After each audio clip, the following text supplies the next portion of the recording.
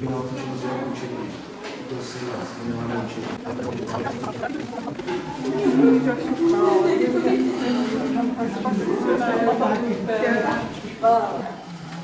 Abychom porozuměli Bibli.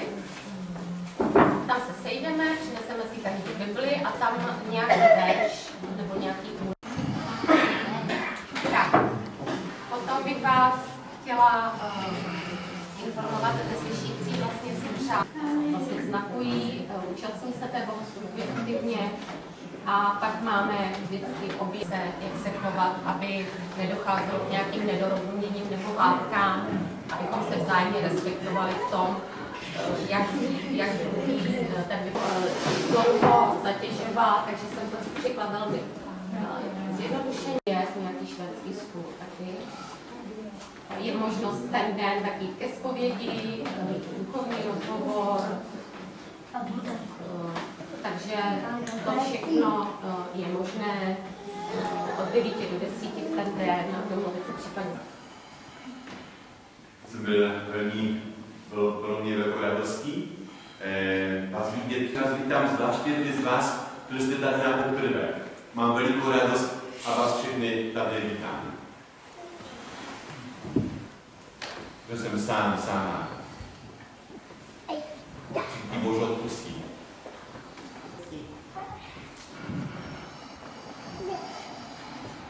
Bůh ji už předem slíbil ústy svých proroků ve svatém písmě o svém synu.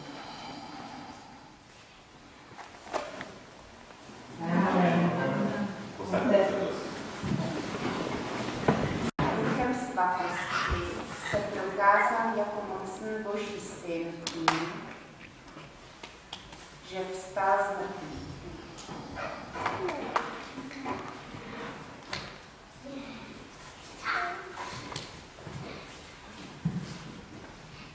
Ježíš Kristus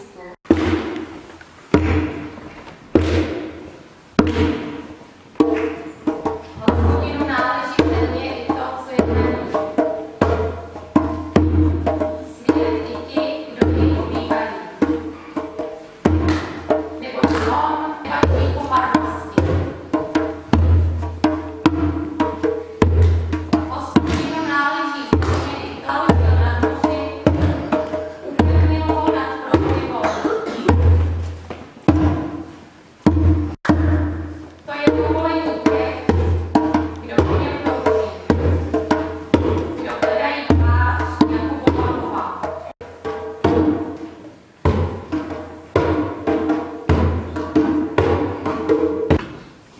Na cestě, na poušti viděl zraněné, kteří byli násilným způsobem jim bylo ublíženo. Pro jejich chce.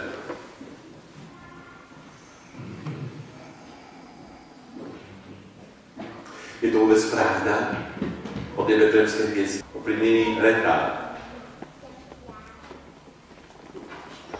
A jemu skoro nic nezůstalo. Protože vždycky někomu pomohl.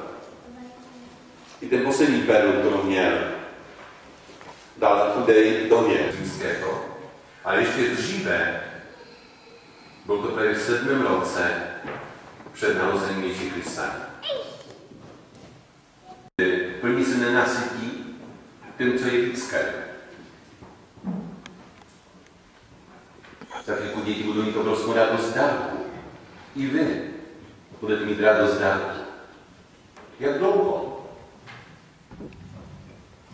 Moje nedvěřínka, která má 10 let, se těší dárkami týden, 2, potom vidím, jak to tam leží. Znám. Tím, co může nás nasytit, je synom Bůh. A připravují se na to, aby přijímání chléb života, jako svaté přijímání na mši svaté. Mít to v kapse. Já často mám, a když jedu tramvají, vručil větší. Já vím. Ne, promiň. Já musím za Stanislavem. Stanislav občas řekne, jo.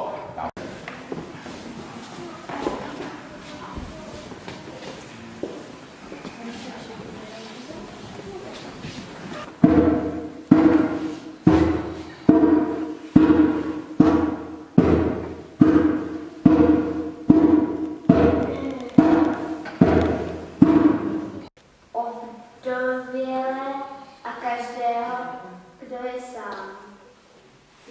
Prosíme tě, vyslyš nás. S radostí z přijetí obdař, opuštěné. Prosíme tě, vyslyš nás. Požehnaný si Hospodine Bože celosvěta. Jste do skvělé víno, které ti přinášíme. Je to pro diabolické práce a stane se nám nápojem. Krásně jako nejkrásnější mýtem, ale jen nezapomeňte. Bože, dej, ať také i objímám jí, kteří mi ublíží, kteří mi ublížují. Aby jedno se to změnilo. Zájem pozdavením pokoje a radosti.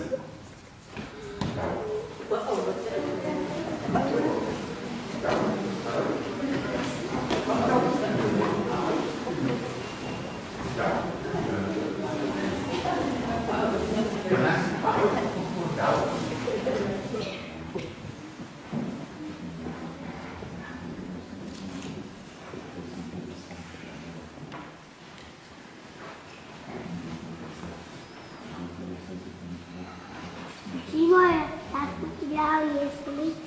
Jsme udělali také takovou sbírku pro nás, od nás od neslyšících, pro děti z dětského domova. Jsou to děti, které nemají rodiče a děti, které jim udělali také, by měl někdo měl radost o Vánocích a proto jsme udělali pastorační asistentku a bude pracovat pro nás pro neslyšící, i když ty podmínky pro ně v původní práci byly možná mnohem výhodnější, ale Všichni kostelní a nekostelní vaši kamarádi, protože přinejším trošičku nás to porujete. V čem je to historický moment? Vy víte o tom?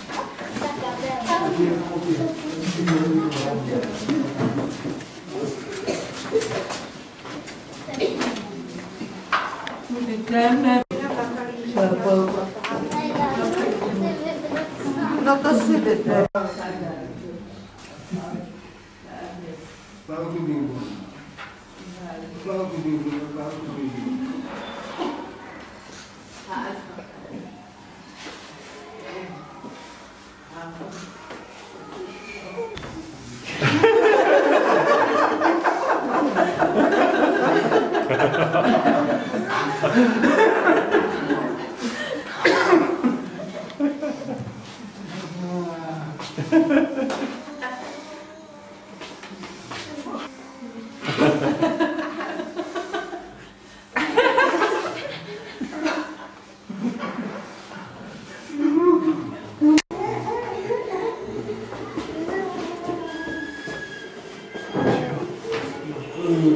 Děkuji za tramvaj, Luboši.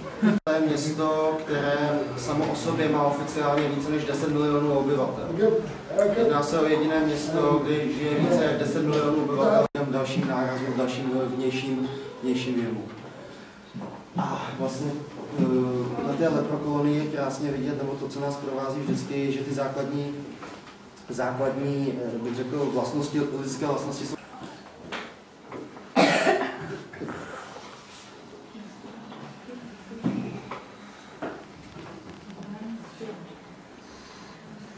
Tu zkušenost předáte dál, že jste se to, co jste se dozvěděli, to je to, co jste viděli, protože, jak správně bylo řečeno, my spíme, my nevíme. Logicky, nikdo nás nezbudil a nikdo nám to neřekl. Takže to je pro nás. Děkujeme.